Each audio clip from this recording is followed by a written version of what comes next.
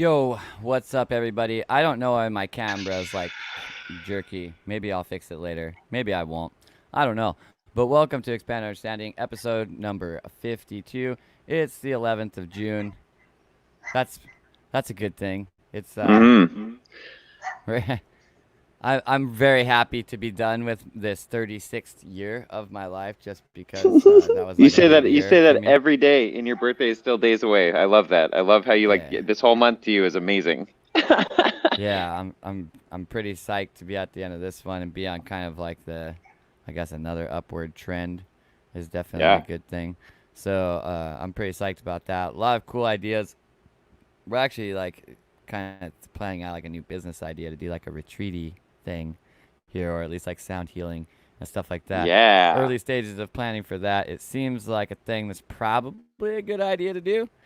Yeah, a little bit. So we haven't really completely decided yet.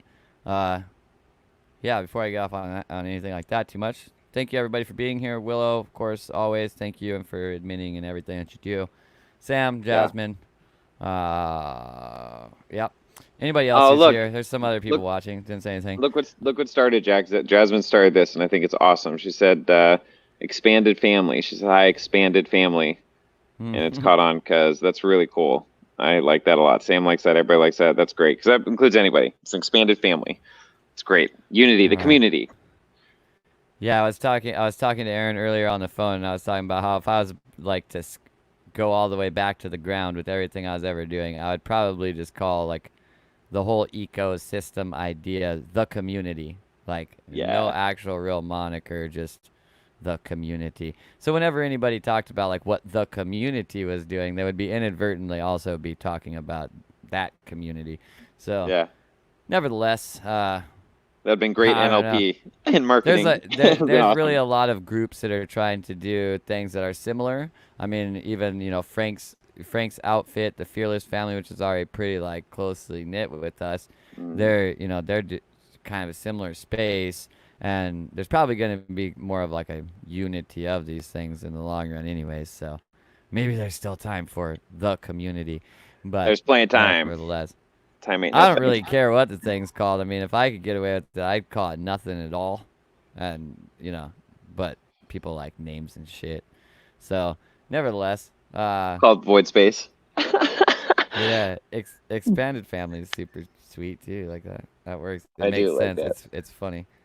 I mean, Yeah. just the idea of an expanded family, because we talk about the idea of Yeah. extended family, right? Which is like your aunts and uncles and shit. But Right. what's like And your expanded. expanded family? It And would, I I and don't, to me, would be a step beyond that. and personally that means a lot to me, especially tonight. That hit home. So I really appreciate that. That is a great terminology. Thanks for bringing that into the collective consciousness awareness, Jasmine. Good job, Jasmine. High five. Metaphysical High high five. five. Bam. Love five. Look at this. Uh, Mwah.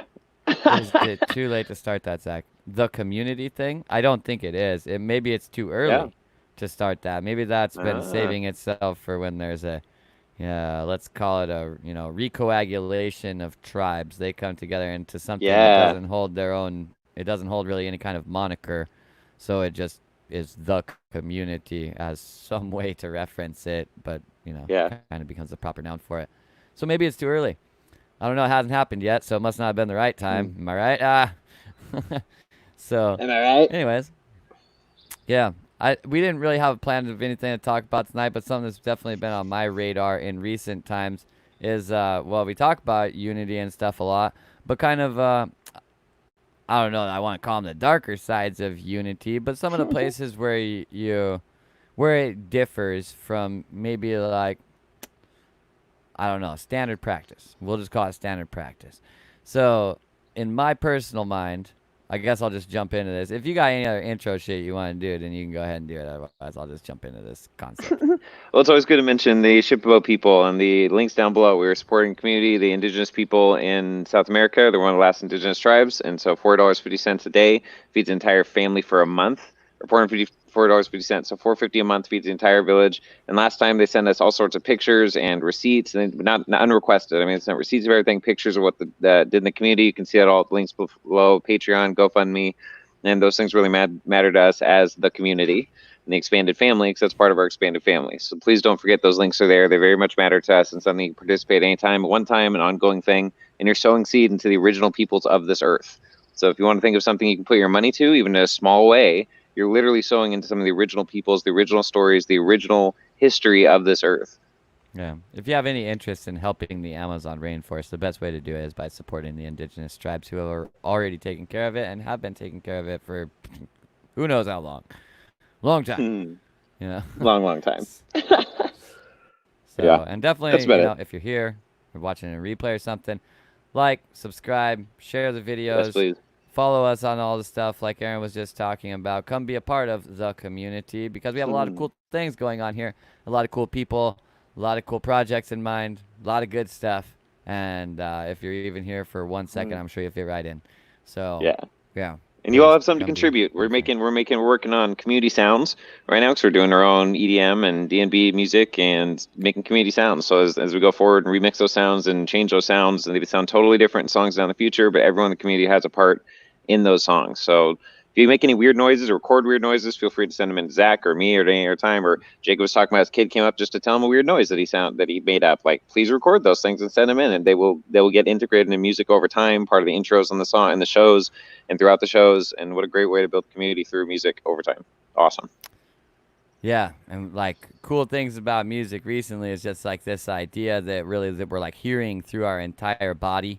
On a cellular level, through basically cymatic function, we are replicating some kind of geometry throughout our entire body that is the same, consistent, because of basically we'll call them vibrations, they're functionally sounds, that we are experiencing at any given time.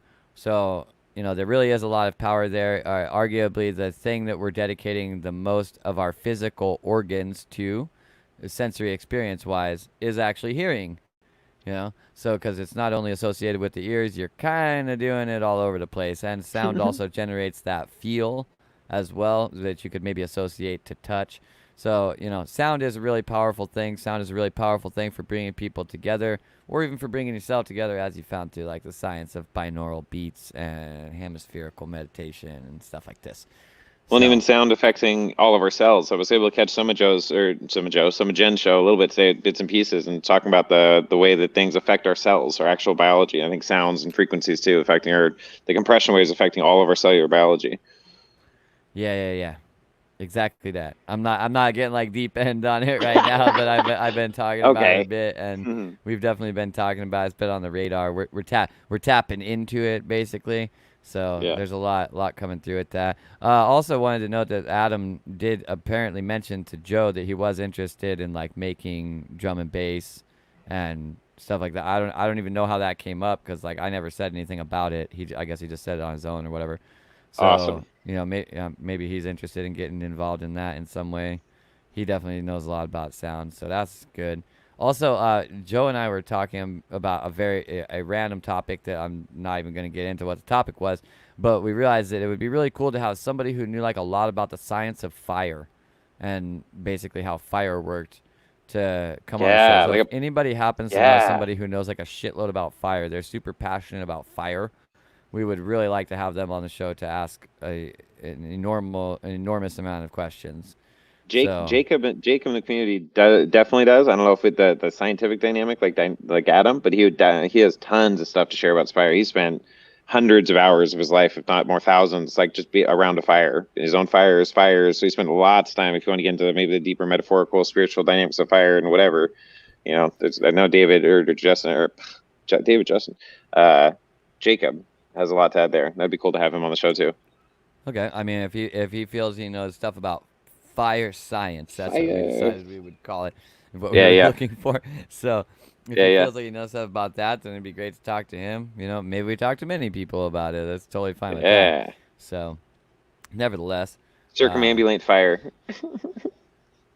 yeah, I think we could probably benefit from learning more about it. So Mhm. yeah. At any rate, Yeah. the other thing I was going to talk about is basically just the function of unity kind of really operates around some base functions, right? Like actions that you can do when you're engaging this. To my own personal mind, it's really like 4 actions that you break it down with, and you can kind of leverage these off of each other at the peak of these four actions would be the concept of acceptance, right? Like if we can accept things, then it's very easy to unify with other things. We don't need to change them, anything like that. It just is how it is, and we accept it. So that's really what we're going for. But a lot of times we can't bring ourselves to accept something right now. That's where we start Mm, leveraging these other tools, which are basically the tools of patience, perseverance, and tolerance. And these are all mm. kind of formats of basically moving ourselves towards acceptance. We're kind of leveraging them together to generate a space where we can grow to accept something. So a lot of the times these require kind of like difficult things because when we are meeting new people, especially people who have spent a lot of time like educating themselves or exploring things, especially when they've taken their own unique look on things, a lot of times like the story that they've come with maybe like one to one when you're looking at it, maybe it doesn't wash, right? Or maybe you feel like some of the things that that they talk about that they really resonate with, you don't resonate with, or maybe even gone so far as like in your own personal experience, you have in some way, shape, or form like proved them false. Well, this generally causes a disconnect, and this is where we have the potential basically for destructive interference inside of this unity. This is where we basically need to come to find out how to basically tolerate these differences in ideals or differences in being or differences in action and find ways that we can basically persevere through that time of tolerance or usher in patience to open up the space for us to grow to a place of acceptance because there is some reason why that other individual does believe those things or operates that way that's either in line with just like how they're coming to understand themselves right now or they have seen something inside of that concept that maybe you have not come across yet. Maybe you dismissed it too early. Maybe Yeah. you came at it at some kind of angle that was just like you had a bad taste in your mouth. Sometimes when you look at something and you try to debunk it, it totally looks false. And sometimes when you come at it from a completely different angle, it totally looks true. And so just maybe your angle of approach led you to where you were. And it's not that either of you were wrong or did something wrong, but rather that you have just a difference in viewpoint. Kind of like at the heart of unity, this is where the problem lies. Like everybody's fine unifying around the idea of like everybody laughing. Like everybody likes to laugh. Everybody's okay with everyone laughing. So everyone's fine with everyone laughing at the same time. Where we have problems with unity is where like it's stuff that we're not necessarily fine with. We find this inside of our own little like personal intimate relationships oftentimes with just things that like our mate will do that are small things that are like we're going to deal with it, but we'd rather they didn't do that, you know? Like I don't know, maybe your husband's feet stink after the day, and you wish you would come in and just wash his feet and then do whatever he wanted to do. But he doesn't do that. Actually, what he does is he comes in and he takes his shoes off, leaves them like right next to his recliner that he's gonna sit down in, and he kicks back, and his feet are like right in the middle of the house, just stink bombing the whole house, right? So this sucks. Like you don't really necessarily want to be doing that. Maybe nobody else in the house does, but basically making this some type of war, whether it be aggressive or passive aggressive, to hold that space in some kind of tension is never beneficial for the relationship or basically for the prosperity or abundance of the space. You hear a lot of times in basically, especially in spiritual entrepreneurship, the concept of like an abundance block. These kinds of Mm, things block our abundance. Really, an abundance block just means that you're putting some type of inhibitor on the flow of energy. When we choose to share a space with somebody else, but we want to inhibit the way that they operate, we inhibit the flow of energy in and out of the space because we're putting basically resistors inside of that. When we can engage with other people and accept them really for what they are, that allows them to be the fullest version of themselves, allows them to basically, with they're not really being the true version of themselves because for one reason they maybe don't feel comfortable or because they're being forced to be something different. They can't really find their place of negentropic order inside of the unity.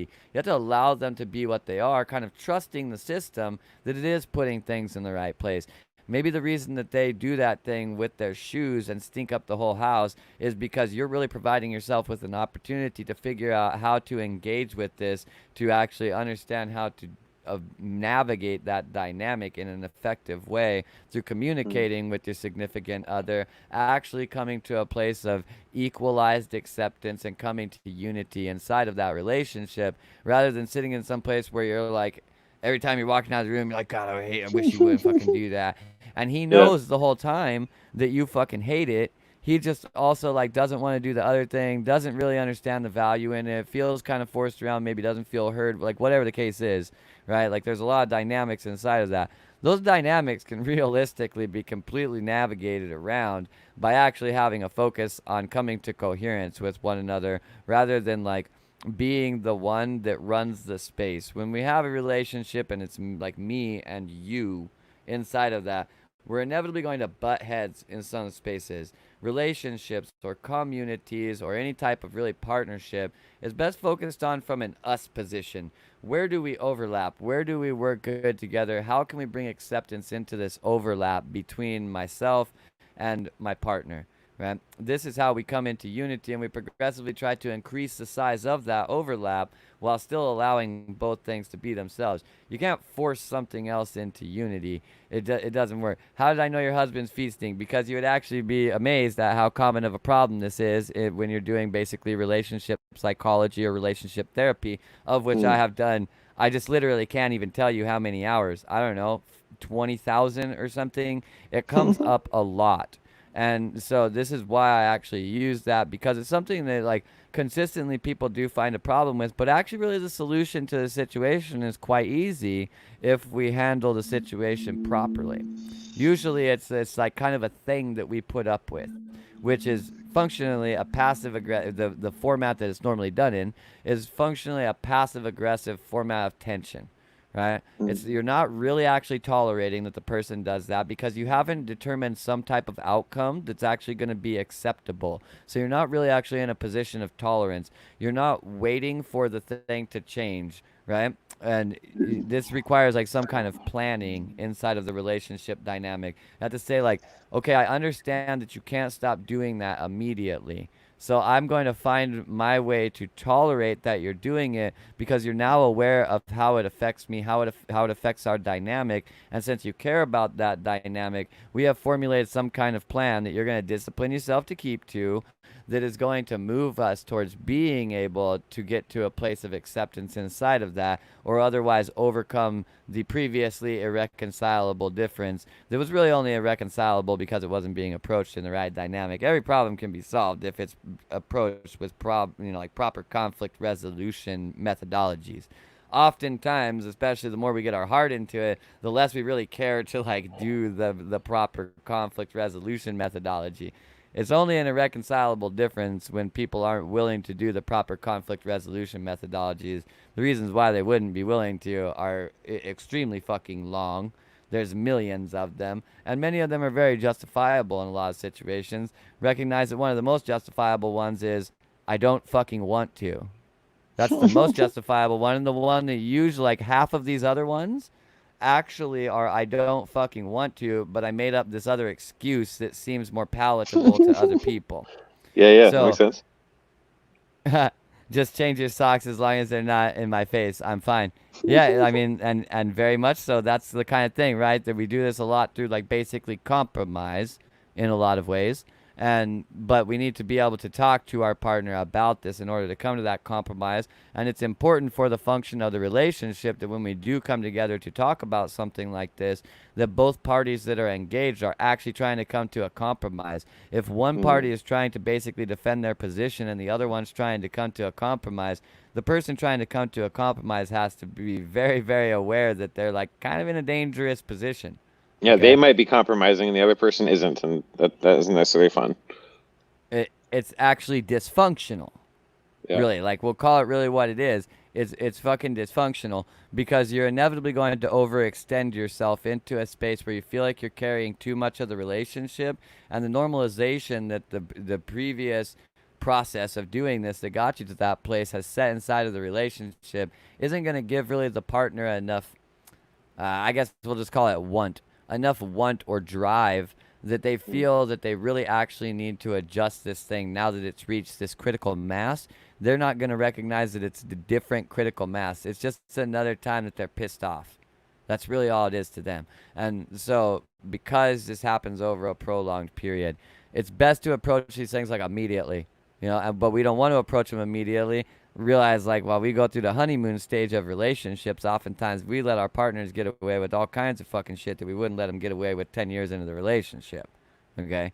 Once we Mm. start feeling comfortable with the relationship, a lot of different things start happening, and they need to be managed correctly. One of the things that starts happening is that we get, we're a little less willing to put up with shit. Once we become comfortable with the fact that the relationship's going to stay around, we start to get a little bit more verbal about it. Oftentimes, if we don't have the confidence behind that and we aren't like really releasing it properly, our verbalism about it will come out in a very caustic nature, right? It will be very judgmental. It'll be overly assertive, bordering or delving straight into aggressiveness. These kinds of things. Uh, Comment here. I actually faced that problem initially because when we met, I was still indoctrinated into my Jehovah's Witness beliefs, and his family had a hard time with me not allowing them to bless my son. Yeah, absolutely. Religious beliefs are one that comes up basically huge with this. Like when we do enter into a marriage, I mean, so a marriage is happening under God, and we kind of got to question like who's God, right? Like, I mean, if when I say who's God, I'm not saying who is God. I'm saying of the two partners in a relationship, which of those gods are we partnering under? And the real answer is both of theirs, really, basically, because Yeah. they're gonna both mold themselves to each other's ideologies in certain ways and come to some kind of middle point on what it is that they actually believe. It might not happen in a day. It might not happen in a year, but 20 years down the road, shit, you're going to have a hard time telling their ideologies apart. Guaranteed. Mm. So we have this a lot of times with the spiritual ideology, but it really happens on all levels. It's literally just like if the people care about the thing and they both care about it, then it needs to be handled properly so that people don't feel like their toes are being stepped on. But the real focus of this and what makes it a hell of a lot easier is if we establish in the first place, and you can do this every single time that you're going to talk about something, instead of just jumping right into the problem, take time to establish with them, like, look, I care about you. I care about our relationship. I care about me. I really want to understand these things so that we can work out a better place. And my entire aim of coming into this conversation is to reach a place of acceptance and greater coherence with you for the enhancement of our relationship. Then they also kind of echo this thing back to you in some way, shape, or form. And then you proceed with the conversation where you've already established the foundation that, like, we're here to solve the thing because we want to make us and ourselves better. And we're already on this position of coherence. Now, if people aren't sticking to that shit, this is problematic, right? But, like, realize that not everybody in the world is actually completely capable of having a totally healthy relationship right now. It's just not Mm. the reality of the situation. Maybe no one is capable of having a totally healthy relationship. But we can at least shoot for a standard of they're willing to actually try the things that work. And they're not Yeah. going to blockade shit that works. You know what I Yeah. mean? If someone's trying to basically blockade coherence through not being willing to really actually come to any type of, we can call them compromises, but I don't like the word compromise because you shouldn't sacrifice yourself. You find a way to coexist, Yes, I agree right? 100%. Yep. Better terminology. So compromise is kind of but Yeah. find a place where you guys can meet, or really it's how you can spin in the same space without colliding. You know what I mean? Mm. You don't Mm. have to spin the same way, you don't have to do the same things, but just don't fucking run into each other while you do it, right? And Mm. so great comments again. I came to my own terms with my beliefs, and now I'm more willing to compromise. I don't have a God, but I'm not going to impose religion on my son right now. We're in coherence as far as beliefs. We don't claim any religion. Yeah, and sometimes that's the Mm. best way to go with it. Like instead of, we oftentimes inside of like societies, especially, we think that like the society has to have a doctrine or has to have a position on something. Sometimes if the society can't come to like a unanimous vote on what they actually believe, the answer is that they don't actually believe anything about this yet, right? Mm. Like they're torn on that. And that's just the reality of the situation. Oftentimes, being authentic to what you really are is admitting you don't fucking know. You Mm. literally just don't know. So, and that's a completely fair place to be. If someone's trying to push you around, be like, "Well, you need to know," and all this stuff. You can't help whether or not you've figured that part out yet. There's nothing you can really do about that. Like maybe you're lacking the education or whatever, but that's not going to change in the moment right now. If you don't understand Great. that thing right now and you say like I don't know what the answer is to that and you're being a truthful person, Nothing I'm gonna do is gonna make you know. So it's like it's actually fucking ridiculous of me to try and force you to then know, right? Yeah. Like that's ridiculous. Give me $5. I am completely broke. Give me $5 anyways. It doesn't fucking work. So uh, we celebrate holidays our way, which is pretty subtle. It's just hanging out with my family more than it is tying in pagan traditions. We're just trying to live as humanly as possible. Yeah, that's pretty functional, you know. Ideologies are only necessary, like, if you feel like your own ideology is the one that you end up having regardless, right? It might be sculpted by Mm, some superstructure, like, oh, we're Buddhist, right? And so this is like some superstructure that's sculpted in the way that you operate. But at the end of the day, when you operate that way, it becomes your fucking ideology. You might practice Buddhism, but it's still you practicing it, right?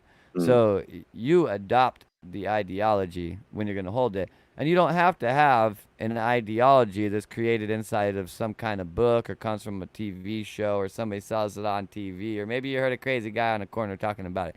It doesn't have to come from any of those places. It can literally just be the way that you see it, abstract, unidentified, right? It's just the mm-hmm. way you see shit. So it doesn't have to have a name or a book or a bunch of people that fucking support it or something like that. Because it's totally fine to just believe some shit or operate that way because you operate that way. That's the way you like it. That's Mm, completely acceptable. It's just not going to be completely acceptable to everyone. But no way of operating is completely acceptable to everyone because no one is completely, the entire world is not masters of acceptance. It's, it's the mm, reality of the situation. We're all mastering acceptance, maybe. Maybe we're getting better at it. Maybe we're all trying to get better at it. Maybe only some of us are trying to get better at it. I don't fucking know. But I know we're not masters of it because if we were masters of it, we wouldn't have 99% of the problems that we have on the earth. So we're definitely not masters of it. So we yeah. have to accept with what meager skill we have that we don't have all the skill, right? We're doing our Mm, best to be accepting. We kind of got some subdimensional versions of it that we're a little better at patience, perseverance, and tolerance. But, you know, like those are all kind of half measures of acceptance in many ways. mm, But one of the hardest things to do is like, well, accept concepts without putting identities on them. Accept things just because you believe it, but you don't even really know what it is, right? Like you don't understand it fully, but like it's enough that it's what decides it, right? Like mm, acceptance is weird sometimes. It's kind of the point in the sense that sometimes what you're accepting is just that is how it is right now. It doesn't mm, fit what the logic says it's supposed to look like when it's perfected and finished. That's not what mm, acceptance is. You don't accept, and perfect is good enough, but that doesn't mean that it has to be perfect in order for you to say that it's good enough. That means that when you say it's good enough, it has now become the most perfect it's ever going to be. But mm, we have to accept that it is what it is right now. Even if it's a work in progress, like it's fine to accept that it's a work in progress. It's fine to be a work in progress. Like I'm a fucking permanent work in progress, right? mm. Like, and half of my parts, like I would tell you, like, well, it's basically like it's a full remodel over there. You know, we gotta need a full remodel over there. But like, Yeah. it's okay because I know that there's parts of me that like I'm still working on that shit. I accept the fact that like I am what I am right now, and that is I have a good life. Like I have a nice time. I help other people's lives. I'm of value to other people. Other people care about me. Like, you know, there's all kinds of stuff that are Mm, positive traits to the life. That doesn't mean that I'm fucking perfect. I don't need to be perfect. I need to accept who I am. And that's what facilitates those kinds of things. And that also actually greater facilitation to those things because when I actually accept who I am and can act that out, the people that I interact with, they like that more. You know? mm, Shelled up Zach, who's very like efficient and very focused on shit. No one likes this guy. That guy gets a lot of stuff done. That's what people like about that guy. Zach, who's not getting anything done, that's making stupid jokes about something that has nothing to do with anything while he's like dancing, that's the Zach that people actually like, right? mm, Like get shit done, Zach is valuable, right? But that's not the mm. same thing, you know. So Sure. Yeah. that's nevertheless like, and that's fine. Realize like I've understood that inside of myself that like I operate better in efficiency, get shit done, Zach, when I'm not doing the joking thing, fucking around at all.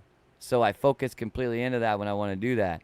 And then I realize that I don't function very well in the other spectrums of life when I'm being super focused, efficiency minded Zach. So I Mm. fucking quit entirely in those periods of times and I focus on a different format of myself because I've accepted both of those formats into myself. I'm both super laser focused Zach that can cut through a planet in 2 seconds, and I'm also Zach who would never get a planet cut through because he's too busy like smoking weed and pointing out stars with a laser pointer, right? Like there Yep. why? No reason. It's just for fun. Just Hmm. because. Like I can be both of those things and that's totally fine as long as I manage it properly. If I haven't accepted one of these or some other format into myself that's crying to get out and it wants to be expressed but instead is being repressed so that I can be these other things, aka I'm not accepting it. That's what ends up being these basically explosions of problems that come into our life. If you're actually engaging the parts of yourself because you accept those parts of yourself, you're authentic to the fact that I have those parts of myself inside of me and I need to honor them. I don't need to repress them. Repression is not the way to honor yourself, ever. Ever. Hmm. You've never, ever in your life heard about something being honored by being repressed. That's a ridiculous concept. So to honor Hmm. something is to let it actually be there. But to let it be there in some crazy, massive volume where it's stepping all over everything else is to stop honoring everything else. So we need to give everything its space. This is again the same neg entropy thing, the same ordering. Everything has its own space and it fits there perfectly as long as you actually accept it in, make sure it's operating on a basis of acceptance. So it's allowing space for other things and other things are allowing space for it. That is the function of coherence. When that Hmm. happens on the maximum level, basically everything can happen in one place at the same time, or at least that's the utopic end point of the idea of functionally coherence. So when it acceptance is a very hard thing to reach in many cases. If you feel like you can't accept something right now, find a way to tolerate it. Challenge yourself to be more patient. Find a way to sculpt more patience in yourself. Find a way to persevere more. Challenge yourself to persevere more. Persevering through things will build strength and confidence inside of yourself. Having patience will give you the opportunity to utilize the knowledge and wisdom that you've acquired in your life to make sure that you're making the right action for you in the next moment. Tolerance, yeah, tolerance will Hmm. basically allow you to give a function of acceptance that is forced, but it is a function of acceptance in the moment and is functionally the closest thing you can get to acceptance if you're not already accepting it. But through leveraging all three of these things together, you will inevitably create the foundation that allows you to accept a dramatically wider amount of things inside of your life. And when we can accept that other people have completely different fucking stories about reality, but they still care about reality just as much, their life means just as much to them. They're still a human too. They have like fucking emotions and shit, and they Hmm. care about like their opinion. And like in many cases, especially if you're getting with some highbrow people, they fucking like they feel like what they're talking to you about, maybe what they're sharing with you was like a fucking dramatic, life changing revelation to them for you to be like, well, I don't know about that. I mean, as I read this book one time, and like, this is fucking dismissive. Like, would you ever want Hmm. that to happen to yourself realistically when you paint it in that way? Would you want to share something that you don't share with anybody else, or maybe very few people? Maybe something that was dramatically changed your life, or maybe even more so, you've seen it change other people's lives as well. And then when you share it with someone, they immediately like they kick it right out the fuck out of the door. You would not want to experience that with yourself.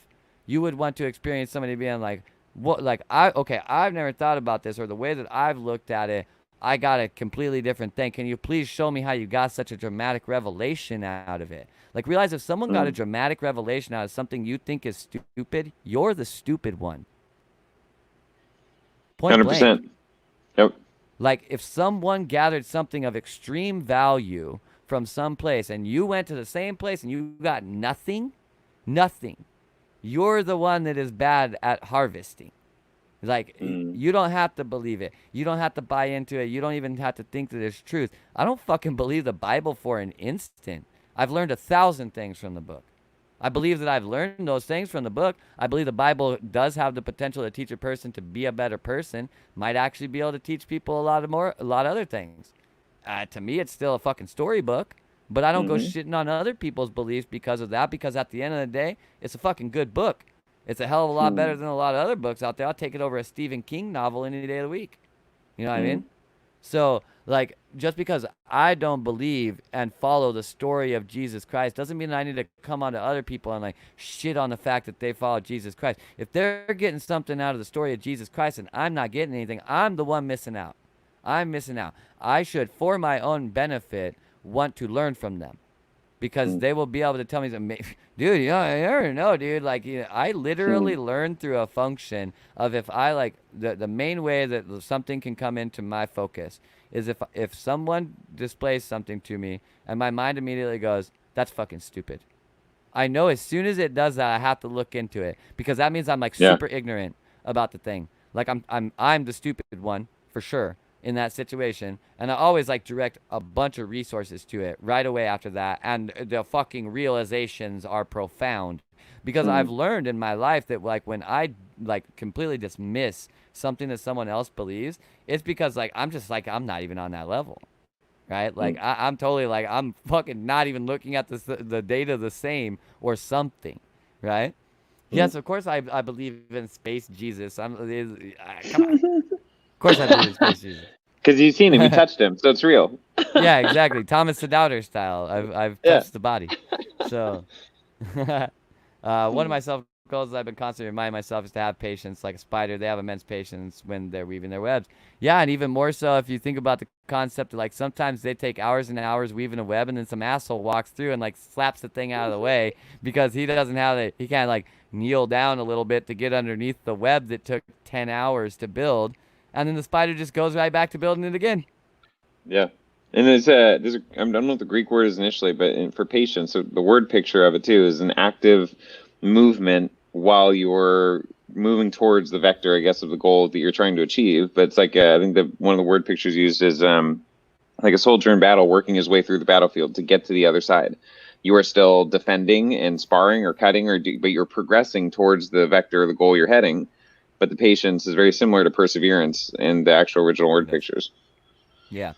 Well, that whole concept that I'm talking about, I really like that all came through like phase conjugation, tetragrammaton shit, and so I of course had needed to have four things, and they needed to Mm, oppose each other. So there was like patience, yeah, perseverance, and then yeah. on the horizontal there would be like acceptance and tolerance. I've kind of Mm, also mapped it to what you could understand as a 3-point system with the patience, perseverance, and tolerance being like a lower triangle, and they're kind mm, of reaching for acceptance, which is mm. above it, which ends up creating a tetrahedron, of course. And so, like, It does. that's a concept that I like to run as well. I But the dig it. basic idea is like these four things, and really very much so the patience and perseverance are very similar to one another. Perseverance is not necessary if you have actual patience, really. Mm, mm-hmm. And same thing with tolerance. Tolerance is not necessary if you have acceptance. If you actually accept the fact that, like, Mm. whatever, my dog shits on my floor sometimes. I don't have to tolerate the fact that my dog shits on my floor. I've accepted Right. the fact that my dog shits on the floor. Now I need to Yeah. either have the patience to clean it up to whatever my standards are to get it off of the floor, or the perseverance to clean it up to my standards to get it off of the floor. And, Mm. if I don't have enough of those, then I'm going to need to diminish my standards because I've already accepted the fact that, like, well, my dog shits on the floor sometimes. There's nothing I can do about it. Yeah. Yeah. Yeah, that's So, interesting. That impatience, perseverance. And the other one too. Patience is actually a verb, so it's an active word. So that patience isn't just sitting down doing nothing. Patience is that active pursuing that just it looks very similar to perseverance. yeah. Choosing to continue. Okay? Yeah. Yeah, I feel like the only difference between the patience and the perseverance is that perseverance is like patience under stress. Yeah, Hmm. like Yeah, that's a good way to say when it. you're I like really it. patient, you can just like sit there and wait, right? But when you're persevering, like it's well, the perfect thing is like you remember when you were younger and you were waiting with your friends to get a bag of weed from the dude who was 30 minutes late, Yeah, right? no shit. And Yeah. you had the buddy who like paced around the whole time, looked at his phone constantly, wanted to call the guy every 5 minutes, and then you had the other buddies who were like just chilled out and played some video games until the dude showed up. You know what I Yeah, mean? yeah. The Yeah. dudes who play the video game are patient. The other guys are persevering, right? Yeah. That's a good And way to do it. Yeah. now the guys who are patient might have accepted the fact that this dude is always 30 minutes late when he's going to bring you a bag, right? Yeah, But yeah. the other guys, they definitely did not accept the fact that he's always 30 minutes late. Otherwise, they would have found some better way to deal with that than simply like Yeah. persevering through like walking all over the place, thinking that calling him is going to do any good. Like calling him Mm, ain't going to do any good. He's always late, guys. Like this is how it goes. He says to be here in 20, and that means an hour. That's how it works. You know what I mean? mm,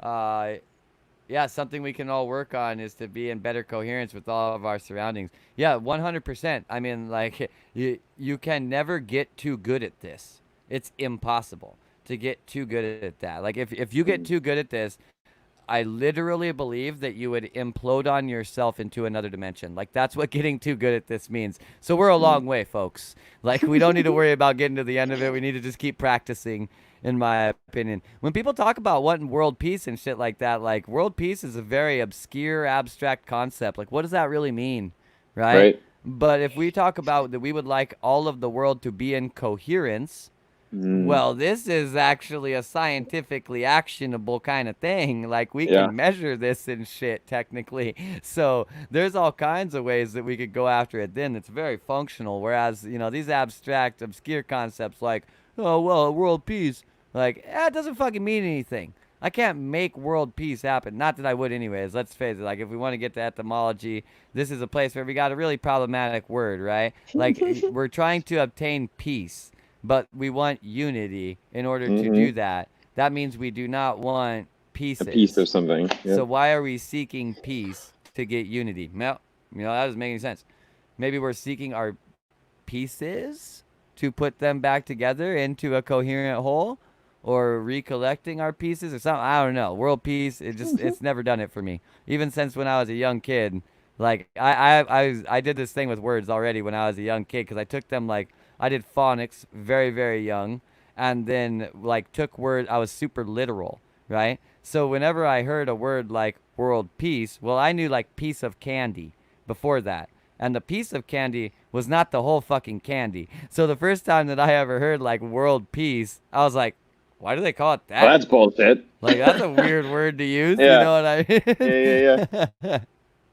I mean? Yeah, we become a 0 point ball of light when we've mastered coherence. Yes, the things outside of it would indeed see a ball of light, but the inside of it would be utter true blackness.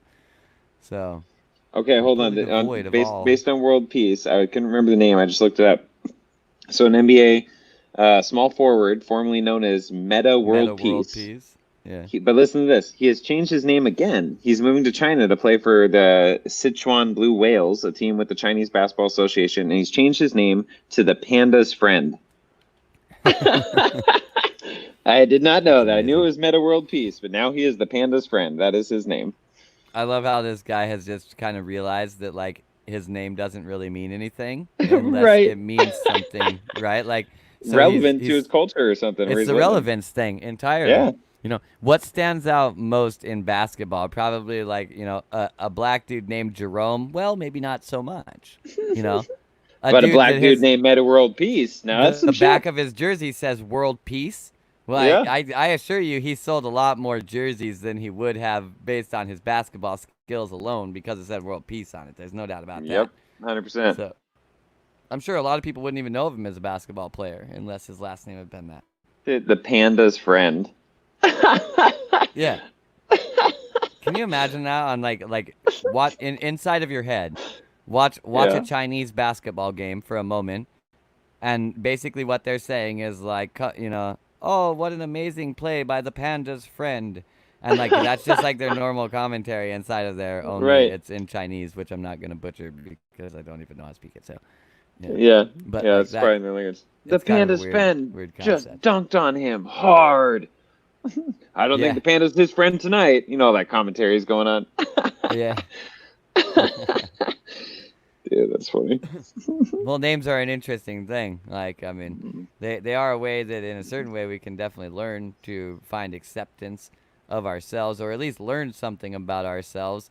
Every syllable can be turned into some kind of thing that you could explore inside of your life, and well, you can think that it's like something that's actually like a mission that's assigned to you by virtue of being your name, or it can just be some shit that you learn about. Either way, there is always something to learn, you know. So Always. that's definitely like that's definitely so interesting to me because it I must say through my many years of decoding people's names or looking at things in this concept, but really I gotta say also, like you can expand your knowledge of symbol sets maybe too far, to the point Mm, where like you can make something out of anything. You know what I mean? And you literally mm, get to the point where you have to like start being a lot more critical over what you feel like you're seeing in a lot of places mm. because you realize like no matter what I look at, I'm like, well, if I turn it this way and do that and this and then Right, use right, that right. and oh yeah, and that connects to this Yeah, and yeah. that connects to that, and the knee bone connects to the elbow bone, and next thing you Oh, know, yeah. like built a whole human body out of a grain of sand. So Yeah. Well, that's also pretty impressive. You built a functional human body out of a grain of sand, and that's some pretty good shit. Putting those yeah, together. but realize like the body doesn't really exist. It was but a grain of sand. You know what I Ooh. meant? Yeah, I know that's So funny. Sam Harris had a major criticism. I think one of his big Sam Harris and Jordan Peterson have been they get along great. I mean, they've done hours and hours of interviews together, debates, different things. But one of their fundamental differences is like Sam Harris has a very hard time with. I think he uses the analogy of like a recipe, just a recipe in a book, like saying ancient text, the lost recipe. When someone takes this recipe and then makes all these metaphysical, metaphorical analogies to create a spiritual, like ritual, routine, or practice or something, and just how insane that is, right? And like really focusing on that aspect that that's just insanity. But really, and so the dynamic we're talking about, there's a level where it's like you can grasp anything, and it's not even saying that's wrong. If it's functional for your life and it's helping you, great. It's part of the point. So if this recipe, like you're mm, saying, if someone found value out of that from that recipe because they understand this to them, maybe this ingredient has other cultural connotations and it means something to them, and like whatever for them, they're like, holy shit, that's something that really helped me understand something or heal something inside of me, then who cares? Like why does it have to be understood only one way? That just doesn't even make sense to me. yeah, I mean, it doesn't have to be only understood one way. Right. That's for sure. Some people feel like that. We get a lot of well. I think a lot of people. I don't know this is necessarily fact, but I think a lot of people think that if something else is right, then the other thing is wrong, and like Mm, that's just how it is, right? There's not the concept really in their mind of that like, well, there's like a lot of right ways of looking at it. The whole idea that like a 6 is a 9 if you look at it from the other side, like that's fucking lost on most people, you know? They're like, right. no, it is a 6, and the other person's like, it's totally not, dude. Like it's the Well, and then 6 that's why the just playing on your cards. side. And that's why the playing cards have the lines underneath too. So you try to mitigate that as much as you can. Sure. Yeah. And there's Well, a I think the good. topic you're talking about that you'd love to dive into is basically breaking down names in various different symbolic ways. Is that what topic you're talking about? Jasmine says her first, middle, and last name all basically mean gift of from God, at least to my understanding. So and there's and also hold on, I'm almost done. Okay, putting this up here. There. Okay, so there's a saying in Hebrew. It's Shavim Panim La Torah, which means the 70 facets of truth, or 70 faces of the Torah or of truth. And so in the Hebrew traditions, even deeper into a religion, if you will, so understanding the deeper you get into most religions, they get into more esoteric teachings that make things far less concrete. It's the oral traditions of understanding how to circumambulate topics and things that are in the written text to see them more holistically. And they talk about somebody comes up to ask, give them an answer to any verse in scripture, what the interpretation is. And you can have 70 different truths, give or take. And this is just I mean, there's an alchemical number in this, but it's also just alluding to you can have infinite truths to one extent of the same object of attention. You just may be seeing it from a different facet. So not necessarily contradictory. They're just different perspectives, just like Zach was talking about earlier, and all these different dynamics. So this is very deeply ingrained, even in religions. Also, if you're learning or looking in the right places, they really do seem to understand these traditions, these dynamics. Hmm.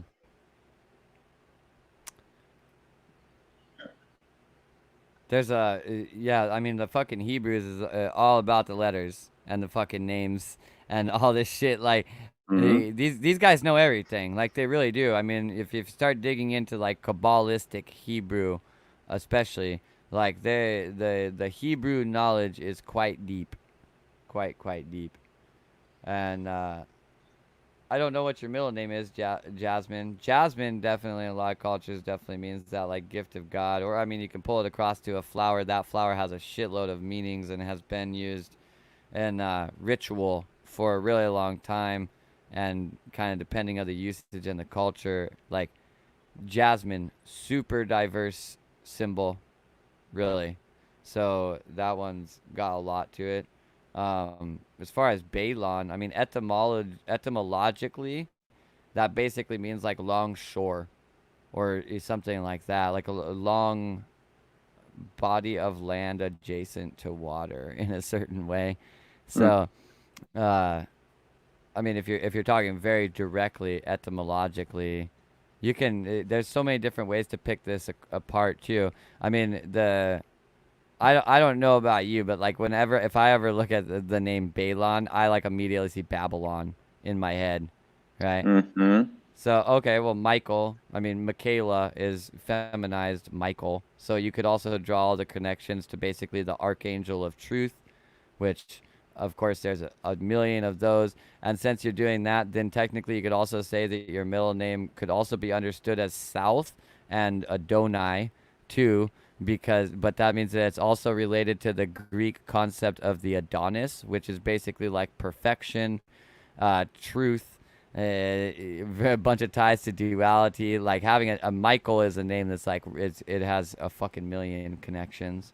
Um, that King of Gods one probably comes from its close association to Babylon, really.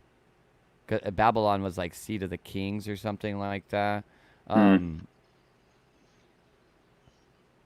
yeah, when I say the etymology that I'm talking about, I literally just broke it down phonetically, right? So it's like bay, lawn, right? And then so like that word lawn, like that actually is a word and comes really from a thing that really just means long, right? And then bay, I mean, well, we still use the word bay, right? We think of a bay as basically being insinuating the water that's there, but the bay doesn't really actually insinuate the water that's there. It insinuates the land and the shape of the land. So a bay is functionally a very long shore or beach or something like that. But what this probably is longshore, and it's probably related to the fact that somewhere down the line where that name comes from is a lot of last names came from basically a person's profession. Think of like, Yeah. for instance, Peterson, very common Norse last name. Well, Peter means rock up there. So this is like this is or stone realistically. So this basically means like the son of stone, and it was used generally to refer to people who were stonemasons that they didn't know their last name. They would give them like Peter's son, right? So like this whole idea of Peters comes from that. But then again with this Balon, so people who work like docks and unload cargo and shit like this, they're oftentimes known as longshoremen. And Balon is basically another way of saying shore long. So read backwards being long shore. It's very Mm. possible that it comes from that as well. This checks I out. like the Checks shore out. meaning more than the king of gods. Yeah. So checks out on name meanings and last name. So I found out my last name Kessler, which is German, which could come from kettle maker if we're going to do phonetically straight across, or blacksmiths or masons, or depending on what the dynamic is. I think it was metalworking though, forging. And then I did a Google search. So when my mom got remarried like 20 years ago, so she married my who's been my boss for the last like 12 years, and he does boilers. He's done boilers in Seattle for over 40 years. So I looked up my name Kessler. I did translate, I think, English to German, just the Google Translate, and Kessler meant boiler in English, right? uh, Which is just fascinating, right? Just all the synchronicity of that lined up. That's crazy. And then there's Kesslers. There's Kesslers all over, like in TV. There's a lot of lawyers that are Kesslers, and on TV shows. So it's usually Kesler. So mine's Kesseler. I met mm-hmm. lots of Kesslers, one S, two S's, but usually we're the only ones with three E's. But as far as I can tell, coming over on Ellis Island or whatever it is, they just didn't know how to phonetically spell it. They all spelled it a little different. we're all probably the same family. So Mm-hmm. Yeah, most likely. So yeah. there's all kinds of, especially when it's just like a letter got added here and there. Right. You Yeah, know, just like one little that. That's thing. almost Oh, always. you have one S? We're definitely not from the same blood. Sorry. Yeah. Yep. Nope. Totally different, guys. Couldn't be the same at all. Yeah. And on another note with the words, so abracadabra, if you guys didn't know this, or avracadabra, is Aramaic or Hebraic in origin, and it means I create as I speak, or I create that which I speak. So it's very, even that we use that for magic, which is interesting, to create an illusion or the bunny disappearing. Abracadabra, as I speak, the reality is happening. It's a very true thing. The neurolinguistic programming, all this dynamics, but well, that's rooted in the Hebrew and Aramaic. There's a lot of really fascinating nuggets in there. And coincidentally, there is also always in magic, especially in those kinds of magics, an inverse one, which is Avra Hadavra, which basically Mm. means I will destroy as I speak. Interesting. I didn't know that. Fascinating. Hmm. Yes. Huh. Triangle turned up Makes other sense. direction. Yeah, no doubt. Yeah. So definitely be careful with them syllables there. Yeah. So Well, just that understand the principle too. Literally everything as you speak, you're also speaking your realities, your intentions, the words you're using when you're speaking, thinking about, yeah, all that stuff. yeah. Very, very real. And fun to play Yeah. with. Well, I mean that's the sound thing. It should be really curious to all of us that we call the place where we all live on the grandest scale the one song or the universe, right? Mm, Like this is pretty weird. So that's a mm. strange thing to call a thing that doesn't make any sounds because it's a vacuum. You know what I mean? A little Yeah. weird. Mm. So, but I mean, it was called that a long time before our languages came around, realistically. So, I mean, there's a lot of Yeah. indigenous tribes that, but I mean, the Aboriginal people, which is racist term, but the first tribes also racist term. The people who lived in Australia before King Leopold came in there committed genocide, and then said that it was his own place, basically, and then the crown was like, yeah, no, I don't know about that. I mean, so Mm. we're actually going to colonize this place, and now we have what we know as Australia today. That place, they Mm-hmm. believed in this sound thing. South America also as well, also obviously wasn't called South America at that point in time. Then very much so, well, it wasn't called Africa either, but Africa tribes, they very much so believe in, well, drums and chanting. So lots of effects from that. So Yeah. there's if you ever get into like drum-based shamanism or this whole idea of like using drums to generate sound to get non-ordinary conscious experiences, you'll find yourself in African shamanism pretty damn quick. So they're all about the drum. So Hmm. uh, what if being live here in this 3D duality is all that is required for being here, experiencing, asking myself that nearly daily too? Yeah, like you, I totally Mm. think that that's the case. Like, there's literally, I personally believe that it is quite liberating for me to know about myself that I had no mission when I came here. I just Mm-hmm. do what I choose to do while I'm here.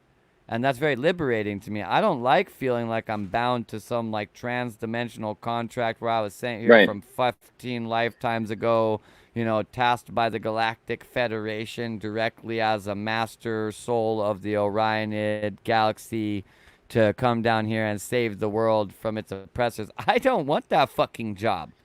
Like, I do not want that job. I'm all for fighting the man, but I don't know about all that. Like, I don't need all that to fight the man. Literally, I just, like, human Zach, no alien help or anything like that at all. I'm totally fine with fighting the man. Like, makes sense to me.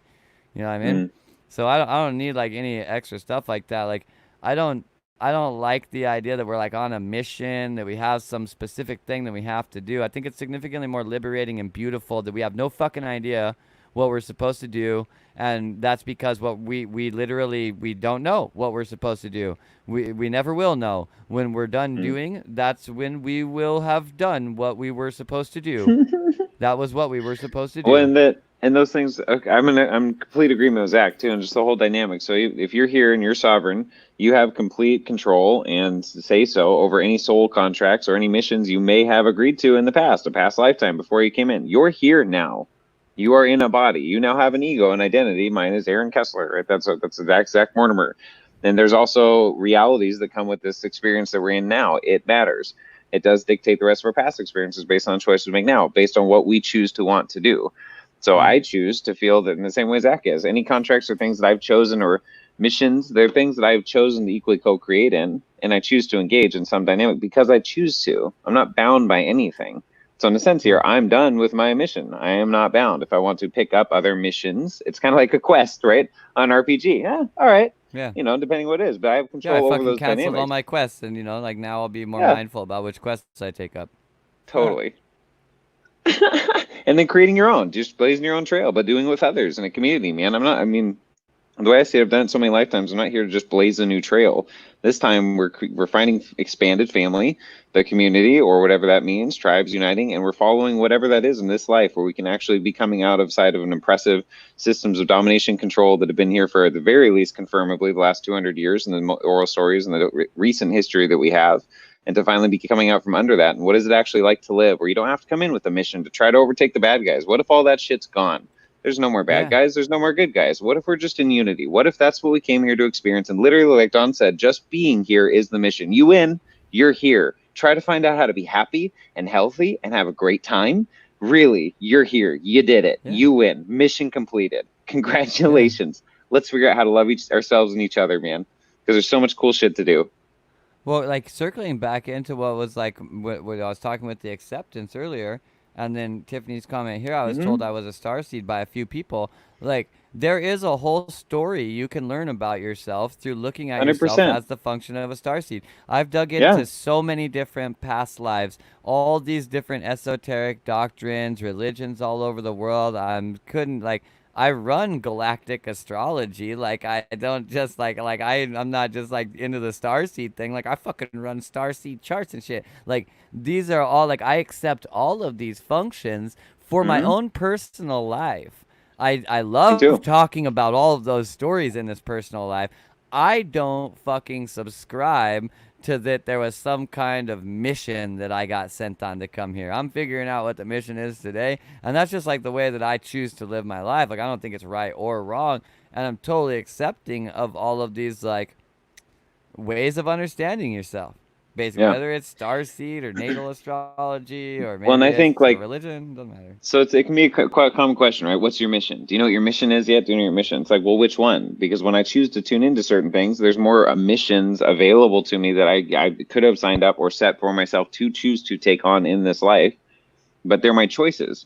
So what Hmm. mission are you talking about? I could tune into this or that or that. Does it mean that I have to do it? Does it mean I'm on a forced assignment, like a call from God or a past agreement? That's karma. I live in dharma. All that shit's gone. That's bullshit.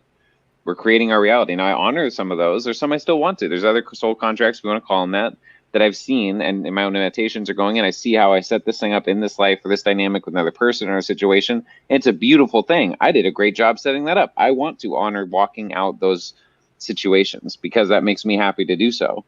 But it's not because I'm forced to, because I'm on mission and I have to live my life in a certain way where I can't really pursue the things in my heart because I'm on mission. That to me is bullshit. That's up to us to change at any point in time. You take on the missions you want to take on. You're not forced to do that. If you feel like you're being forced to do that from someone. I suggest you stand your ground and get them to explain why you have to do shit and realize it's an Yeah, equal co-creative agreement. yeah. I mean, and this kind of out of Thank order, you. but I think we should really take some time, some occasionally, to postulate the concept that maybe the world's actually not broken. Maybe there's not a world to save. Maybe this world here is exactly Yeah. where it's supposed to be. Everything's actually right on time. This is just what it looks like right now, and it's not broken. It doesn't need saving. It doesn't need fixed. It needs people to just like live their life, you Yep. know. So really to I don't know. I have a hard time believing that someone has had an experience that verified to them beyond the shadow of a doubt, without like any potential to disprove it, that the world is in fact broken and needs the humans that live upon it to save it. I'm Yep. not sure how they got that data. Like I know there's a lot of ways you can look at the world. You can be like, well, that shit's fucked up. That shouldn't be going on. That ain't working out right. That's not gonna be sustainable. But Well, and even for save the world. even for coherence of terminology, because Frank uses terminology, and Earth Mother put out a cry for people to come and to help. Now, if you Hmm? listen to Frank over time in lots of conversations, I mean, anybody, I've had 100+ hours of conversation with Frank over the last year, off air, just conversations, all these different dynamics and different things. And so I know what he means. Those were the same thing we're talking about. We're here. We did it. Literally, you're here. You did it. You're not saving the earth. You're here to what? To come and do your own internal coherence, because you being in coherence with yourself and with the earth heals the world. Not because you went Yeah. and did some mission and you did all these things. You came, if you want a mission, if anyone wants a mission, take on figuring out how to find coherence inside of yourself. How do you heal yourself and continue to heal yourself? Because then your environment gets better around you. People get better around you because you're getting better. You attract better people. You have better coherent interactions with people, more giving and receiving, and just those beautiful dynamics. So your whole world gets better around you. Yeah. Or if you're like me, like I'm not particularly a huge fan of the word healing, but I just Mm. focus on something that I want to learn. And like in my own Yeah. personal life, like I'm learning how to experience more love. And that has been the most Yeah. healing Better. experience I've ever Much engaged better. with, right? Yeah. Like, but it's interesting situation too, because that one came about through me basically being like, well, I'm not gonna try to heal anymore. I'm gonna try to learn something. I want to learn how to love. I want to know what the fuck that means, basically. And Yeah. then, so going through this different approach, this is the whole Zen and the art of non-doing thing. By Mm. not trying to heal, I ended up in the most healing thing I had ever done. You know what I mean? Mm. Yeah. It's just basically inevitable. It might just be the whole heart thing. It might just be that really like love really is the answer, and if your love isn't the answer, you're asking the wrong question. Maybe that's the case. I don't really know. I only have my own experience to go off of, but I know for me, the process of trying to understand what the hell the word love means has been like, I mean, it's required me to revolutionize myself about 100 times, and I'm still Mm. not where I need to be. Like, I guarantee there's 25 more revolutions at least, probably. Like, I wouldn't be shocked. And it's required me to revolutionize the way that I perceive other people, the way that I perceive my past. I've gone over my engagement with my mother, my engagement with my father, my engagement with other people who just acted as kind of like a de facto mother in certain places. Like literally every relationship I've ever had in my life, I've basically gone over it from the concept of how is this love? Where's love expressing? Where was it not love? What's going on Mm. here? And the process of doing that has progressively been a very healing process for me. But the goal has not been healing at all in that situation. It's to Mm. understand what the fucking word love means, because it Yeah. seems like a very cryptic concept. So, And Andrew's talking about, is this just an experience story where you do what you want, and then but he's talking about also being consequences. So really, it's whatever consequences you choose to be okay with. Maybe you choose to pursue doing things you love, and there's consequences or reactions or people that grain against you. You're just choosing to be okay with the consequences. You choose to be an asshole or treat people like shit, then you're also choosing to accept the consequences that people probably don't want to interact with you, or they're willing to not do business with you, or they're willing to not trust you. If that's what you want, that's the experience you have. Acceptance, unity, coherence, that's fine. yeah. Do what you want. If we're sticking tight to words too, more so than consequences, there's effects, right? Fact. Yeah, yeah. Because the effects can be both positive and negative. The terminology of the word consequence means that it is a condescending, contradicting. It's against, right? So against the sequence is Isn't basically what a con consequence isn't is. con isn't con with though? With sequence or with to descend, condescend to come down with Think about all dissension? the words that start with it. You know what I mean? Yeah, yeah. Contra, right? Contract, contradiction, with Sure, with contract's traction, kind of a with, for sure. right? With traction. So I mean, if we're using it like this and we're saying it's with the sequence, then it's really just saying that it's an effect of a cause, Totally. right? Yeah. And Yeah. so if we have in some way, shape, or form attached any type of negative connotation to the concept of there being a consequence or that it's basically like a punishment, do no harm. Yeah, because there's consequences, right? Well, like doing harm has effects and doing good also has effects. And so if we're just saying effects, then like we're perfect. But this is basically the study of, causality, right? Mm. Cause and effect. So this is a very worthwhile thing to study. I mean, everybody's already studying it. You can't go through your life without basically having doing stuff, and that is a cause, and then it's an effect, and each effect is a cause. So, Yeah. once the thing starts, it's going. Congruence. I mean, if we're trying to say this, if things are basically agreeing with one another, then they've come into congruence. Um, yeah, I mean, I like the word effects because I do the cause and effect thing, right? Like Yeah. causality, whole thing. There's a whole architecture around the cause and effect that's already been. Yeah. So, The architect on the Matrix explained it very well. yeah, and effect is really doesn't is it's a very middle of the road word in English, right? Like effect has no like negative or positive connotation. And I love Yeah. the very few words in English that have a no negative or positive Yeah, it's connotation. so They're true. fucking rare birds. Yep, So so true. And effect, just I because it think, is doesn't a have great word.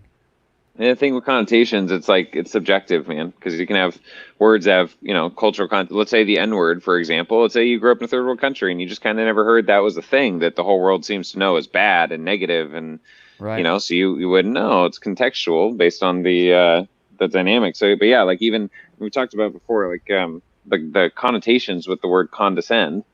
Very Right. negative. Turn your nose up at someone, or you're just like, oh, I have to condescend to your level and teach you. It's always very, it's in a very shitty light. But to me, condescension is one of the most beautiful paradigms that I think people can embody, and we do it naturally with children or whatever. You play games in such a way that people want to play the game with you again or whatever. So that means you aren't necessarily going to dominate and use all of your skill set. You are going to come down to a level to engage with someone, to have relationship, to learn something, to grow, to have fun, to play again.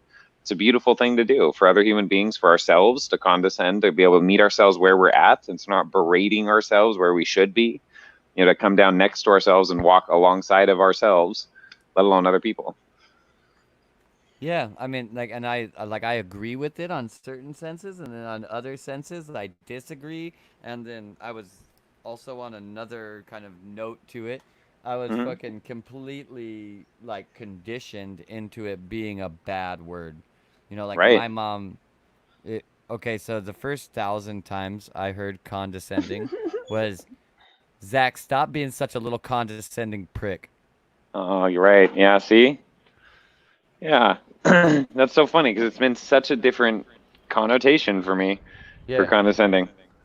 Yeah, and I mean, like when you think about it, but then I have another side too with the idea of like coming down to their level.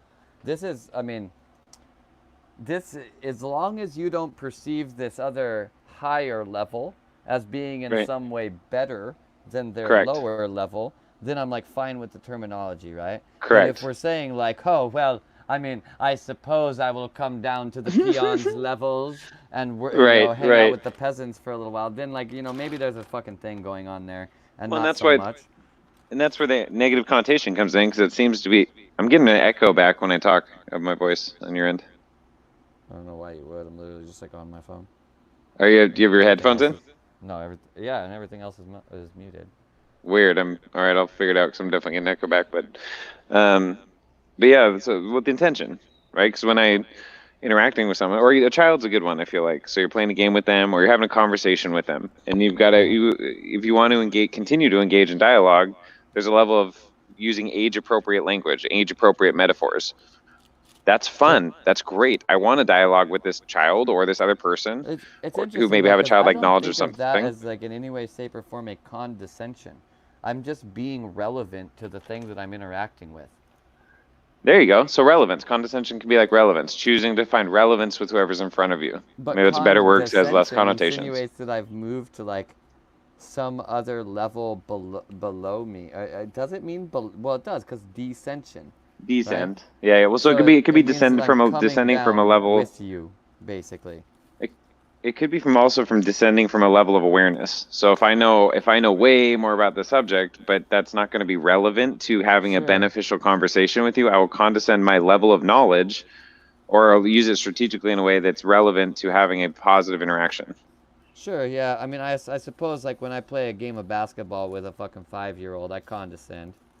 Yeah, right. Yeah, because you're not gonna dunk on them or whatever, just destroy them. Yeah, just be Good. playing all out and shit. You know what I mean? Like I'm fucking Right. going up against Michael Jordan when this kid's 5 and shit. It is funny though when you see people do that, like grown men, they're just like talking shit to a 5-year-old. I mean, it's not in real life, but like in comedies or stuff, you see that because their own insecurity complex, they have to just totally shit on this 5-year-old to make himself Yeah. feel better. I mean, literally, like in my life, in certain situations, I've been literally the 5-year-old that got shit on, so that the Oh, fucking 30-year-old could feel good and shit. So yeah, I have too. I think I've I've very seen it. experienced that at some point. Yeah, I've definitely seen it. The funniest yeah, part is when the 30-year-old tries to shit on you, but you, like the 8-year-old, win anyways. no doubt. Yeah, Because that's that always fun. really does good for their ego. Let me tell you, you've never seen a 30-year-old guy leave somewhere so fast. It's unbelievable. Mm. I actually got the shit beat out of me in a fucking arcade once because this kid that was like in his 20s and I was probably like 10 or something. This was when what was it? I think it was Killer Instinct. Yeah, it was Killer Instinct first released in the arcade. Well, I had already like checked out all the fucking books and all this shit online, and I knew how to do like ultra combos and shit. And Awesome. Yeah. I was playing with Orchid, and this fucking dude was Saber Wolf, and I fucking straight cheesed him with combos the whole time, and then ultra comboed him, and there was like 25 people standing around me, and they were all like, "Oh, what the fuck?" And the next thing I knew, I got straight body slammed on the ground. This guy was kicking the shit out of me. It was crazy. He fucking ultra Wow. comboed me in real life after I ultra No comboed him in the doubt. game. It was amazing. I'm arrested and shit, but it was amazing. Wow, man. That's pretty intense.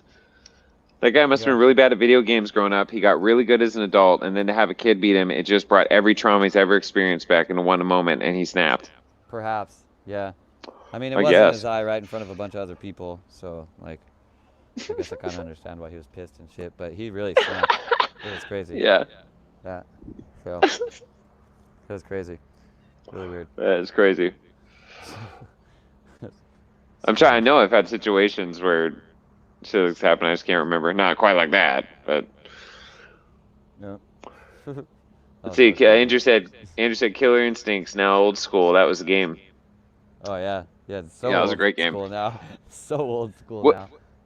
now. Let's see. Nate just got the new Mortal Kombat for PS4, so I played it with Mhm. him once or twice. Mhm. The graphics are so good, and it's so brutal. It's like I feel like I don't know. Is this something you want kids to watch? I don't know. I don't got to deal with that. I don't got kids. I know his mom doesn't want him watching it, so we couldn't play it when his kid was there. Mm. But just thinking about that now as an adult, all the stuff I've been through, the way I can handle that tense graphic, just I mean the way they rip their rib cages out and there's just the crazy stuff they do. It's really cool, right? On Yeah. from one perspective, but I Yeah. can see it as a totally desensitizing a kid or something in a way to just brutality. You know, like I think there's some neurological truth to that dynamic. But anyway, it's just an interesting thing Sure. about. I mean, I did all the fucking super violent video games, never got stopped from watching super violent television, all that shit, and I will tell you that I'm horribly desensitized to brutality. I Like was gonna say, it's would you looking back, if you were raising yourself now, is that something you would have tried to direct yourself away from in those ages? no, but that's because of like different things. Because of my like my Well, let me rephrase the question. It makes sense for you because you're at where you're at now and you've gained value out of your experiences. If you were to have a kid and you had right, those and that's the choices, is space that that I'm thinking from.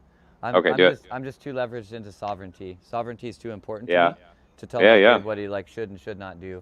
Like yeah, if yeah, I was to have a kid right now, I really wouldn't tell the kid what to do at all, unless it was like actually a safety issue, yeah.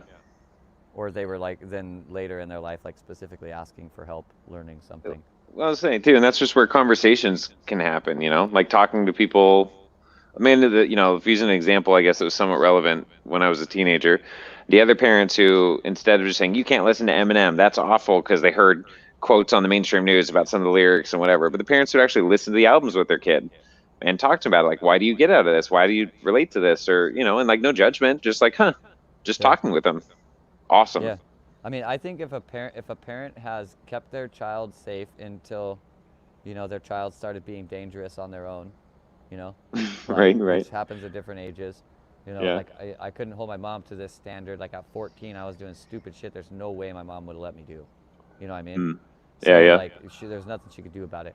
So you keep them Right, right. safe until they start doing shit like that. That there's nothing that you can do about, and you teach them how to learn. If you've done Yeah. those two things, like you've passed with flying colors. You literally don't need to do anything else. Right, no doubt. That's just my own personal like metric. I understand that's What what everybody's got their subjective shit on that one. well, and it's like I mean, even if you were a parent, whatever, you can't really sum up everything into these little statements because there's so much subjectivity. But like as a general rule, a general rule, I completely agree. I mean, on a one end of the spectrum with that example is my grandma. Very much does not like swearing, very abrasive to her, like that whole culture she grew up in. But when I share with her just like a lot of stuff I'm interested in, or like all this kind of stuff that we talk about in different times, she's just told me, she just smiles. She really enjoys me sharing with her and us hanging out. And then one time she said, I don't really understand most of what you say, but you're really happy when you say it, and I You're really really like happy when that. you say it. Yeah, That's I'm like, awesome. thanks, Grandma. Yeah, that's awesome. Yeah, That's that acceptance right there. She's like, yeah. if there's one thing that, well, I don't like to call them this, but old people. If there's one thing Mhm. that old people have gotten a handle on, it's always acceptance, man. Like Yeah. they're so fucking good at it. Even like the asshole old man, who's just like, Hmm. kids get the fuck off my lawn, right? He's accepted the fact that like, nope, I'm a fucking asshole and I'm never gonna want kids on my fucking lawn. It's just who I Yeah. am. He's totally accepted it, and then he just does it full volume. You know what I mean? He'll spray at you with Yeah. the hose and all that shit. Like he's Right. completely committed to the fact that he don't want fucking kids on his lawn. Because Because he's that's what he totally wants, and he accepted it. doesn't care. Yeah, he doesn't care what anybody else thinks about it. This is who he is. This is what he wants. He's happy in that dynamic, I've asked or authentic at the least. a fucking ton of couples that are like, they've been together for 50 years or whatever. And the one continuity between all of them is that basically they figured out how to just accept the other person's shit. Yeah. That's their continuity to their long-term relationship, really. Yeah, totally. Especially because we're always changing. We always have some issue, probably issues, and then we're trying to mix your life with another person day in, Dude, day out for years. you are annoying to yourself. What is the No likelihood that kidding. someone else No isn't going to shit. be annoying sometime if you spend 50 years with them? Like, come on. No kidding. Yeah, Come right. on. I drive Yeah. myself nuts daily. You know what I mean? Yeah. Yeah. So, and I think we don't like it. We don't accept, or we don't like extend that the same acceptance that we give to ourselves, but we don't really extend that acceptance to ourselves. We're forced Yeah. to accept that because we Yeah. are ourselves, and we don't feel like we can change it in that moment or whatever. So it's just like it is what it is. But we don't extend that same thing to other people. Yeah. We're like, well, Well, then, but I could just fucking remove you from my life. yeah. Like, I mean, you could, but like, is the frustration actually worth like cutting off your whole fucking arm because of that? I mean, maybe it Well, it's is, also maybe it's like the not. self-talk or the way you hold yourself in that space. Are you berating your space self because you're not good enough? Because that'll carry out with other people. You think you're really patient with other people, but if you're berating yourself, there's only so much patience you have with someone else, and before you start berating them. Also, I'm not saying it's right or wrong, but really your internal disposition towards yourself will always reflect towards others. Yeah, I mean, I have to manage this all the time because I'm like pretty harsh on myself, Yeah. and like I take it as a joke, but I'm viscerally aware that other people don't find it anywhere near as funny as I do. Right. You know? Right. So like if I talk to other people the way that I talk to myself, I would not talk to very many people. They would Right. quit talking to me. But like I think it's this funny little joke that I play with myself. You know what I Well, and mean? that's knowing too the difference between the way you articulate to yourself and then being able to understand how you filter that when you intentionally project onto others. That's a more of awareness of the self dynamics. So it's more like, I guess when you're unaware of how you're treating yourself, you can be unaware of how that affects other people. Yeah. Yeah, it's really an awareness thing, You have to if you're Yeah. going to share space with other people, you need to be aware of how that's affecting them all the time. And Mm. that otherwise you're not sharing space with them. You're just in the fucking same space with them. You know what I mean? Yeah. Yeah. Yeah. And that doesn't really, well, that's not really probably the relationship you're looking for. It's certainly not as much. It's not the same relationship as actually sharing space with someone. So, Mm. but relationships, they're a problem. They all stem from the relationship problem we have with ourselves, though. all the time. Let's see. Oh, So there's quite a few comments here. Let's see. Oh, Andrew said, "Get over here." Yeah, Mortal Kombat. Don says, "Masculine energies are amazing." Likey, likey. Cool. Let's see. Jazz, so we had to literally burn so many CDs and Pokemon cards. My brother cried. Wait, why'd you have to burn them? Is that because of the Jehovah's Witness thing? Yeah, I've had to go through some of that too. Let's see. Don says, "Female energies are equally I wonder how amazing," but I much money figure, in Pokemon cards you burned. yeah, that'd be interesting to dissect. I haven't had burned Pokemon cards. I've burned stuff like earlier in my life, but Yeah, I you know know what people have I'm done that. saying though. Like, there's some Oh Pokemon yeah, cards that are yeah, worth a yeah, fucking yeah. bunch. Oh It's like yeah. I'm sure there is a kid out there somewhere who got like his magic cards burnt up by his parents, and there's like a $30,000 magic card in there or something. Like Hmm. some of those cards are Yeah, worth some probably. enormous amount, and some of them Don were said, like pretty common in the early days, but then like right. never released in packs again, and that's the whole reason why they're valuable. And so like it would have been very possible just like some random kid had one of them. Oh, totally. And burned it because their religion told them they should. Well, because their parents were like, "You can't have this fucking trash in our house," or something. Yep. You know what I mean? So Yep. You can only move out when you can move out, I guess. Don says female energy is equally amazing, but I figure we feminines had to pay a fee to male halves. Haha, females just silly serious. I think anything beyond live must be a program we're here to experience. Hmm. Jasmine says, I know plenty of happily married couples that have their own separate bedrooms and sleep together when they feel like it and take their space when they need it. yeah, I mean that's if that's something that you Hmm. can do and manage that, then it's really really good. You know, this is what shows us like how far acceptance can go. You know what I mean? There's some people figure out how to like find a level of acceptance in certain kinds of situations that it's really just like baffling that other people couldn't find one in their situation. All right, and since there's an infinitely subjective way for couples to find their own coherence, so that's why there's like it's always fascinating to hear how the evidence is the coherence of a relationship. However you do that, however unconventional it is, the fruit is there. So please tell me like your way of doing that. That's probably helpful to me in some way, or at least other people. Right. Yeah. I would like to chime back to this one over here. I mean, maybe just to get like context. When you say Yeah. pay a fee to male halves, like, are you insinuating that in some way, like, females are in debt to males in any way? Yeah, that'd be nice to get an elaboration on that comment. Silly curious. I think our patriarchal culture certainly pushes that agenda. Right. Yeah. So, I mean, if we're talking about the standard patriarchal way of doing it, I fucking staunchly disagree with that shit. But Yeah. like, not surprising with where I came from. Like, if you had ever met my mom, you would know that there's no fucking chance I'm ever gonna agree with that. Like, she would not have that. My mom would literally resurrect herself and kill me if I agreed with that. So, Yeah, come on. I've seen Terminator 2. Sarah yeah, Connor's a badass. yeah. Sarah Connor would come back as a machine and murder me. Come back from the future. Yeah. That's Yeah, funny. it's funny that like this, what you're saying here. We have a lot of rap and heavy metal music. That's always frowned upon in Christian homes. I Mm. actually know like a whole bunch of people that do like Christian rap Yep, and there's shit. Yeah, good it's so Christian weird. rap. Yeah, yeah. I got super into that 2008 and then on. There's some really good Christian rap for what it is. It's just the context of the Bible, but it's quality like rap. It's good music. Huh. Let's see. Well, I don't think that women intrinsically owe men anything. I think we have Yeah. equal things that like men are fucking low in their bank account with the things that women have a lot in their bank account of, and women are low in their bank account of the things that men have a lot in their bank account. But the only way that they really actually get to their maximum capacity is basically by sharing bank accounts. You know what I mean? Yeah. Like I Starting with your first twin flame is you. Left brain, yeah. right brain, heart, coherence. Find about that balance side yourself. Yeah, I mean, I especially in my life right now, like I spend so much time learning from women, like that. It's Mhm. almost the entirety of my learning at this point in time. Mainly just because I'm so focused on like understanding my own femininity or like kind of like softening my edges, you know. Mm. So really, like women help me see that a lot.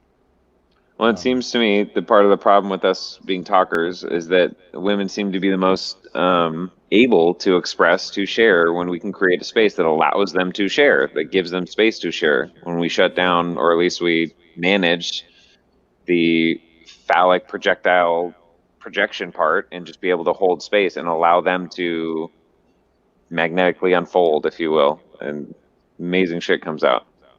And I'm always like, wow, why was I talking so much? I should have shut up way earlier and just allowed this person to unfold, especially women in that dynamic. It's really fascinating.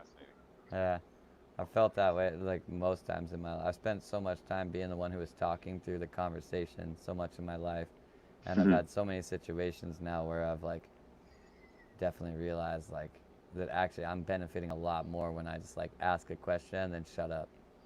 You know what I mean? Yeah, And yeah, it's not just in like me what I'm retrieving from it, but actually that the person feels more accepted and shit. You know what I mean? yeah. So Hmm. yeah. They're Anyways. beautiful concepts. I mean, even the thought of it, of just like that dynamic of like in a conversation from a masculine to a feminine, like trying to create that space energetically inside of myself with an actual question or just that space, allowing even questions or body language or something that's inviting, allowing them to be free of judgment, to actually share, even to figure out their own thoughts as they're sharing them, having that safe space to process. Like there's no wrong answers. And again, it's amazing what comes out when we're in a place of receptivity and acceptance to allowing them to process or however they process, not necessarily criticize or correct that process or let like watch them unflower in some way or unflower, unfold, whatever it's called, Yeah. bloom. Yeah, I mean, if there's anything that I've fucking learned from a life of basically coming into it and because of who my mom was, I thought that I was like this thing that was here to like save the women. If there's anything that I've learned, the Mm. main thing I've learned is that women fucking definitely do not need saving. Like, honestly, they definitely do not. They're very, very strong. They're very Mm. powerful. They're just as capable as men for sure. Mm. But they get fucking stepped on a lot. And because they're so fucking nice, they allow that to happen. And Yeah. really, like, the thing that I've found that the best thing I can do for women at this point in time in my life is really just provide that support to like well the way I look at it is that like I kind of like stand behind them and watch them be amazing, and if they happen to get Hmm. knocked down, like I help them get back up and I'm like that was still so amazing so that they can like go forward again. You Yeah, know what I come on, mean? man. Like Yeah, it's in beautiful. no way shape or form about saving them. Like they're totally equipped to I mean do whatever they want, Yeah. really. Well, and So that there's another ancient proverb. It says, "For though a right walking man falls 7 times, he rises again." So what makes someone right walking? It's just getting up and keep going, man. yeah, it really is. Yeah. Well, it's been about 2 hours. I'm a little bit sleepy tonight, so Yeah, me I too. think I'm gonna take my leave at now basically. Um, Yeah, it's a good podcast. We can call it.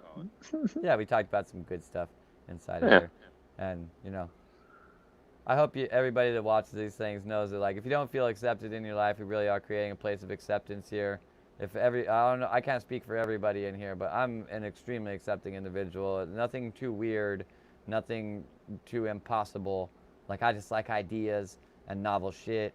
If you ever feel Hmm. like you need a person like to really be able to accept you and hear you and stuff, this is something that we can provide for you around here, and we Yeah, really and do that's all care of about us. you. We really care about each other. I care about all of you very much. I care about myself very much. That's what gives me the ability to know that I actually care about you guys. And I really appreciate y'all being here and just doing what you're doing with your life, man. Like, even if it doesn't feel perfect all the time, like, just thanks for Yeah. being you, man. Yeah. Yeah. Hmm. So, I we're going to agree. peace out. We'll see you tomorrow at Yeah. 8 o'clock. Jen, 4 o'clock. What's tomorrow? Saturday? Friday? Friday. Holly's doing something during the day. I don't know what she's doing during the day or what time it's actually going to be at. Sometime between like Yeah. 11 and 1 or something like that. And I don't know if she's trying to push those out live and make announcements, or she's just making micro content, which is great in her own way. Streaming it, I think she's gonna stream it to the channel and to YouTube. So you'll go through past videos on here. You'll be able to start seeing more and more of her material, and we'll have other stuff like that too. But yeah, she's gonna be doing more stuff during the week as well, probably through the Facebook channel as well, and her Facebook group, Quest for Recting Handsome Habits. Yeah, so be on the lookout for more new stuff, as always. Love everybody. We Yeah, love you will guys too. Love you, Jen. see you around. Bye.